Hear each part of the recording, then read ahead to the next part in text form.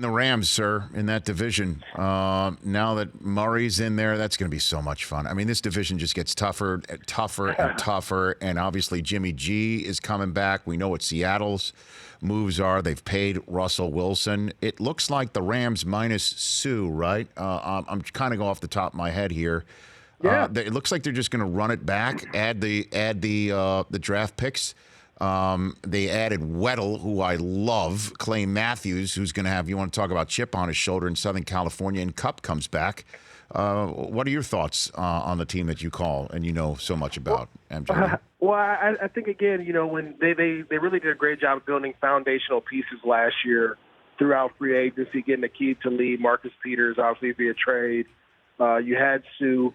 But now you go out, you're able to draft some guys that can come and play those positions. They took a D tackle out of Washington, undersized kid, but he's tough versus the run, and he's going to be able to take up those double teams, something that Sue really did and excelled at in the playoffs. So I think you're adding obviously Kupp coming back, which is going to be huge. You've added another running back, a couple more offensive linemen. They've done a really good job of sticking to their plan.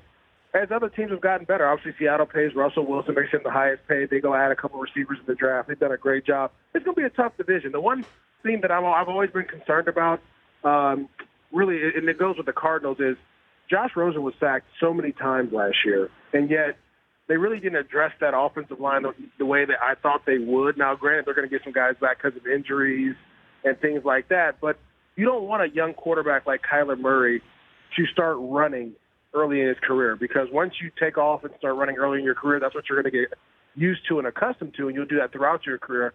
Yes, he can do it, and he's a tremendous talent, but you have to make sure that he can win from the pocket. And so far I had a talk with Charlie Castley, one of our colleagues at NFL Network, and he always harps on, you have to win from the pocket. You can be able to run and have that dynamic, but if you can't win from the pocket, it's going to be tough to win in this league, and that's really true, because as offensive linemen, they have to know where you're going to be at all times, so that they can protect you and block at certain angles. So it's going to be interesting to see how they do. Really excited to see what the Niners do. I think the Niners are closer than what people think. But we'll see how Jimmy G is. It all relies on Jimmy G.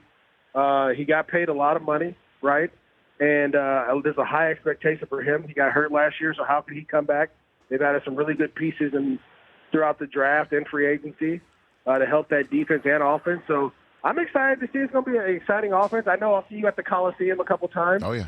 So when that happens, it's going to be some fireworks out there for us. It's going to be great. For more of The Rich Eisen Show, tune to Audience Channel 239 on DirecTV for free on BR Live or download the Rich Eisen Show app.